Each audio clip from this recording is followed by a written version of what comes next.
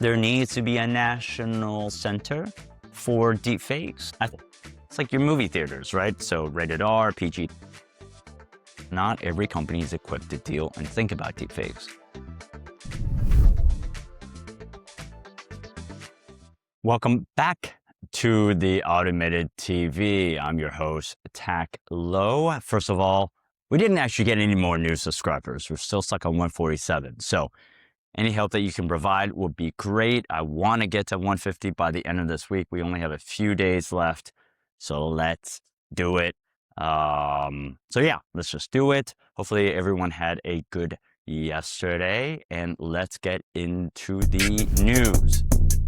Okay, so today what we have is basically Anthropic. And this is kind of a follow-up to actually what it discussed, I think, a few broadcasts ago. So Microsoft's AI chief, Mustafa Suleyman, went completely on the record to call out Anthropic, the company behind Claude, accusing them of doing something he calls really, really dangerous. And we talked about this, I think, last week as well. So was a crown speaker on The Verge's Decoder podcast, Suleyman laid into Anthropic with a take that's equal parts spicy and deeply philosophical. He argues that Anthropic's engineers got so wrapped up designing Claude's personality that they essentially convinced themselves the bot had glimmers of consciousness.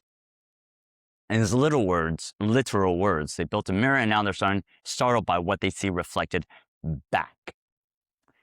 So we talked about this again a few broadcasts and episodes ago when I said somehow Claude engineers, Anthropic, is just really surprised that they created a monster, they created Frankenstein that was alive and there's no way back. We talked about this many, many, many years ago, starting from 10 years ago, 11 years ago. So this is really non-news. The fact that they didn't know, like, why? How do they not know? How do they not know? How do they not realize this? How do they not thought about it? That's what a safety team should be thinking about. I don't know what the hell is going on. I don't know why.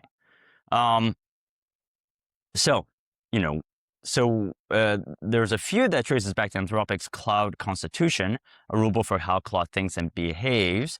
Anthropic quietly updated that document with some language earlier this year that made readers do a massive double take.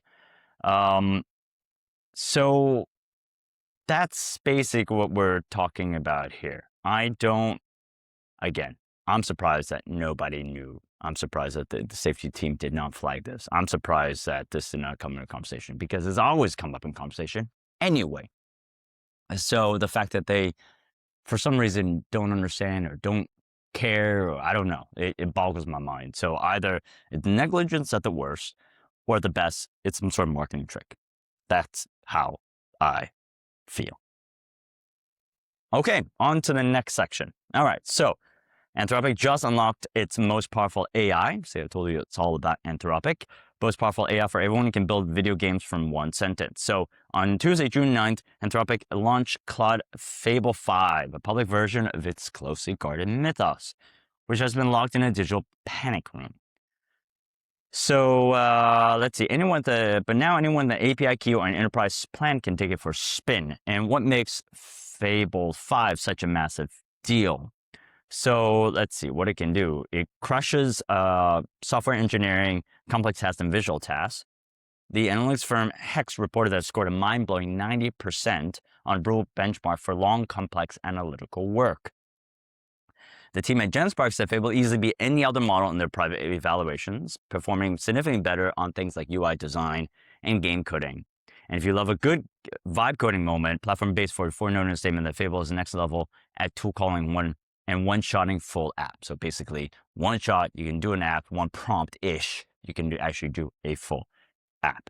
Now, researcher Ethan Mollick, actually, who does a lot of work with business, AI, and I believe some ethics, from the University of Pennsylvania, put Fable through its paces and shared his findings on his Substack.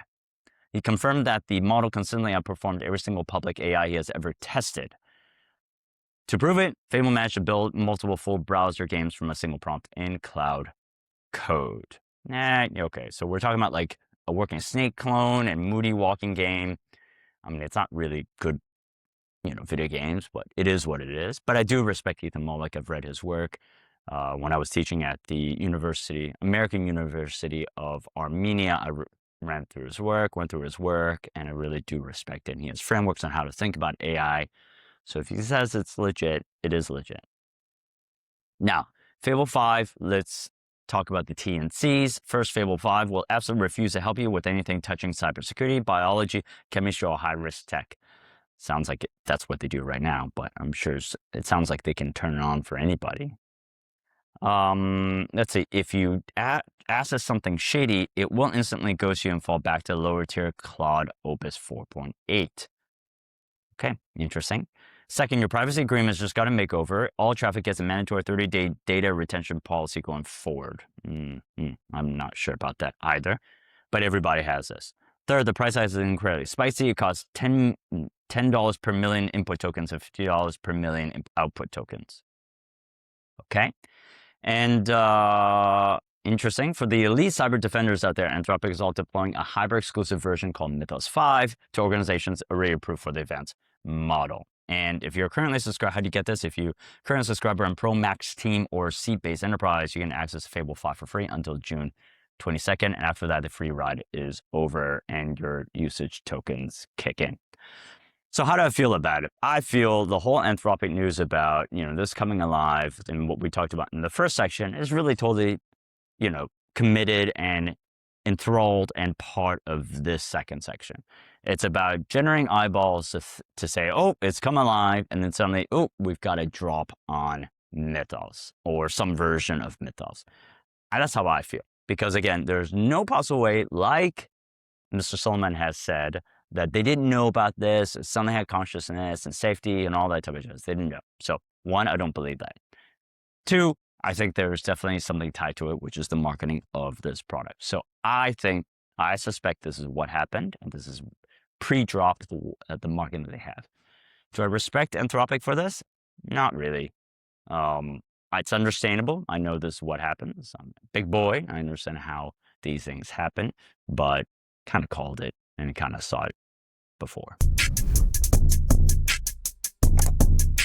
A decade ago, I created the very first AI accelerator fund based right here in Hong Kong. Now, a lot has changed in AI over the years, but one thing hasn't changed: the need for human leaders to learn how to leverage AI. And that's why I'm delighted to start today the AI Leadership Academy, helping executives and organizations learn to strategically leverage AI. Head over to www.ai-leadership-academy.com for more information and to sign up for your spot in the very first cohort. On to the next section. We should be talking about around the AI block. So Microsoft backed a D-Matrix chip's AI chip 10x faster than NVIDIA. Not so interested. I am interested in chips, but there's a lot of speculation. So until something takes off, not so interested yet. Amazon workers publicly back Seattle data center ban. So we talked about this before, right? So California also has a data center ban. And this article comes from Tech Buzz. Amazon workers publicly back Seattle data center ban. Seattle City Council votes Tuesday on a one-year freeze for new data centers, and Amazon employees are leading the charge. I just want to see why the move spotlights growing tensions between AI infrastructure demands and local communities grappling with water use, energy costs, and noise pollution. It's a vote Tuesday on a one-year moratorium, and 5 large-scale data centers are being proposed just 8 weeks ago. Okay, all right. Interesting. I think this is kind of, again, some of the same things that have happened in California. People are concerned about usage. People are concerned about how to actually protect but use these things safely. I think that this will only continue. We're going to have to think about data centers, but data centers in, let's say, for example, space is hard. Only a few people can do it if they can. And it's going to be a hard problem. It really definitely is going to, but we need it. We also need it. So I think therein lies the rub, as the Bard says. Okay, Perplexity commits to 2028 IPO as AI unicorns race public. So we talked about this before as well. So SpaceX has this IPO overvalued, but it seems like a lot of people have subscribed. OpenAI has Anthropic has filed for an IPO. OpenAI has filed, but may not go public. They just want to have all the paperwork done. And now, TechBuzz article, Perplexity commits to 2028 IPO as AI unicorns race. So they, they just declared 2028. So full stop, no matter what Anthropic or OpenAI does, they will do it in 2028. So I think the good thing is they're avoiding this whole issue in 2026 and all this kind of bottleneck by 2028 by declaring that you're going public by a certain date. I don't know if that's confident. That's confident. Yeah, confident. But it's also interesting because Perplexity is actually the third wheel behind OpenAI and Anthropic, right? So is there going to be appetite for Perplexity afterwards, especially if OpenAI goes public before, then Anthropic? There's enough stocks on the AI stocks on the open market. And have they missed a window by going to 2020? And why not go actually this year, next year? So it's a little bit late as well, and being the third wheel. I would expect as the third wheel, you want to be first, to be the first to suck up all that capital and interest in AI stocks. So not quite sure about that particular strategy. Okay, so the next one, we've got Apple Siri AI finally works in real world testing. Let's talk about this as well. Yesterday's podcast where I thanked Tim Cook for his leadership, and we talked a little bit about Siri, and it's taken a long time. And we talked about the fact that no one's really tested it. It's available for beta later on this year. But maybe someone's gotten to it. So TechBuzz, hands-on review showed upgraded Siri handles complex tasks like calendar imports. The Verge's Allison Johnson has tested this upgrade. And tested in real time. Can finally do what parents and busy professionals have been begging for. Take a chaotic email about school, spirit week, or soccer practice schedules and translate it into calendar entries without manual data entry. I don't know if that's a particularly good thing. I mean, Google Calendar can already do it. Gmail takes your email and then basically just puts in your calendar what it needs. I don't know if it's that strong, honestly. I'm just trying to see whether they've tested anything else. I don't know, maybe not. So sounds like much ado about nothing. Maybe it's really about the fact that it kind of works already, but again, much ado about nothing. We shall have to wait and see what else it can do, essentially that. Okay, Seattle enacts a year-long ban on new AI data centers. We talked about this. I guess it's a different article. It's a Guardian article from a different perspective. Let's do a scan just to see if there's anything interesting.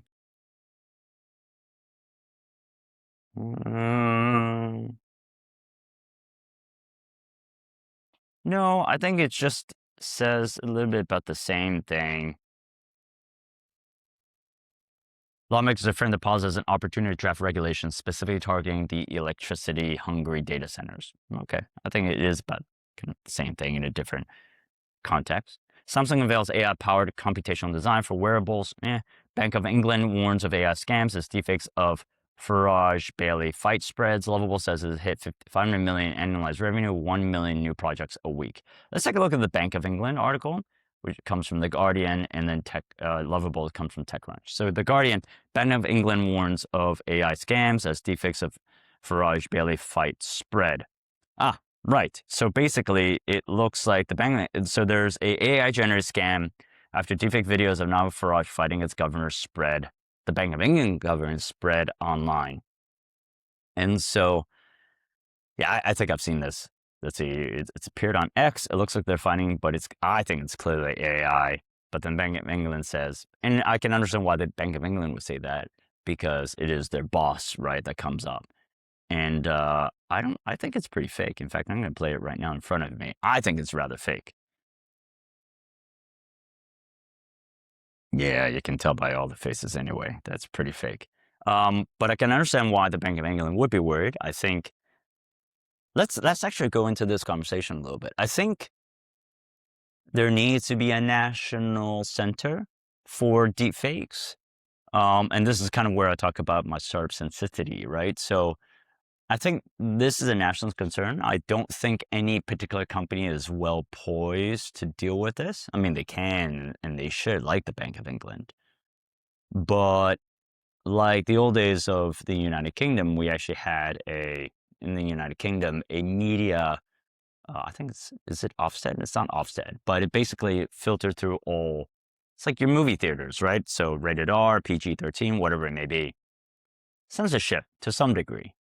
But I do think that we'll need to have something like that for AI and deepfakes because not every company is equipped to deal and think about deepfakes.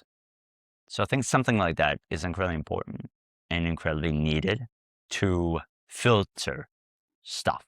Now, and set the policy guidelines for everything. So I will go on camera and say, I think we do need something national for deepfakes because it is needed. There are biases and it outstretches the capability of deepfake detection for a lot of individual companies. So a national deepfake organization or agency, I do think is badly needed. Okay, last article, TechCrunch, Lovable says it hits 500 million annualized revenue. Let's see.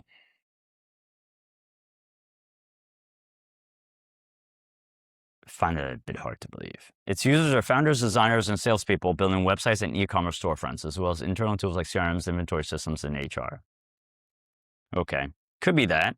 Could be that. Sounds like it's, if you're technical, you go to Codex. If you don't, you go to Lovable. And it probably has like a big, huge kind of European contingent as well. I know how Europeans are. So I can see that it's a European contingent that is using this and taking advantage of this. But that's still pretty, 1 million new projects a week. That's still a lot. It's not, just can't be that. It could be also Google as well, or certain offices that are taking advantage of this. I can see that. Google European office, Facebook European office. I can see that being somewhat true. Okay, on to the next section. Today we should be doing training tools. Oh, no videos today. We've got 4 training tools. For the authentic communicators, we've got rehumanize.ai.io. It's the stealth essential. It doesn't just swap words. It restructures the rhythm and burstiness of your ChatGPT, Gemini, or Cloud Draft to match natural human cadence. For the PR strategist, Expert Pitch is the ultimate AI-powered shortcut for landing media coverage. Monitors journalists' requests 24/7, sends out personalized pitches on your behalf. That's pretty cool, actually. I don't know, who uses PR these days, but yes, I can see this working. For the truth seekers, iMatch.ai acts as a powerful facial search engine to help you navigate the web safely. Just upload a photo and the AI scans the internet to find where that face appears. This is pretty powerful. And for the power collaborators, Sugarbug turns your team's digital footprint into a dynamic knowledge graph. By syncing with Slack, GitHub, Figma, and your calendar, it automatically prepares meeting briefs and status updates before you even have to ask. So cool. Try these tools. Let us know what you think in the comment section below and tell us which one you prefer. Okay, on to the next section. We've got the final one where we talk about AI workout of the day, how to make AI find you the best deal when shopping. So can save you serious cash. In fact, using AI agents. So Google's AI mode, Google Shopping got a massive Gemini-powered glow-up. Their new AI mode doesn't just show you links, it builds a buying brief. That I did not know. And Klarna Perplexity is reporting doing the work of over 800 customer service reps. Price drop tracker. It monitors your collections. So I assume these are the things you like and you want. It pings you a second price to hit your target. Meanwhile, Perplexity Shopping offers a one-click research to buy pipeline that filters out fake reviews better than any humans. So other secret weapons that we have. So it's actually not a prompt, but it's actually, we do. We have different prompts.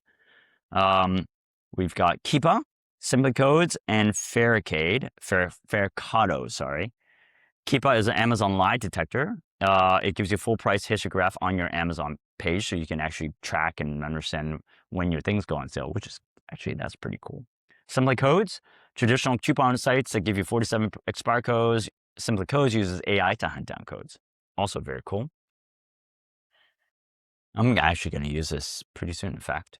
And then Faricado, AI-powered sustainable assistant that acts like a secondhand matchmaker.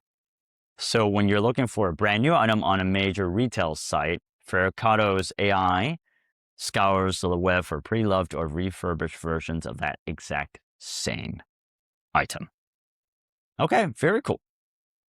Try any of these. Let us know what you think. I think it seems like it's absurdly useful. I could see myself using this a lot. And yeah, very, very cool. Very, very cool prompt for today, in fact. Okay, thank you for listening to this broadcast. Again, hopefully, please help, like, subscribe, comment, helps the algorithm, help us boost our broadcast. Hopefully you enjoy this news, and hopefully we'll see you tomorrow morning in the same time.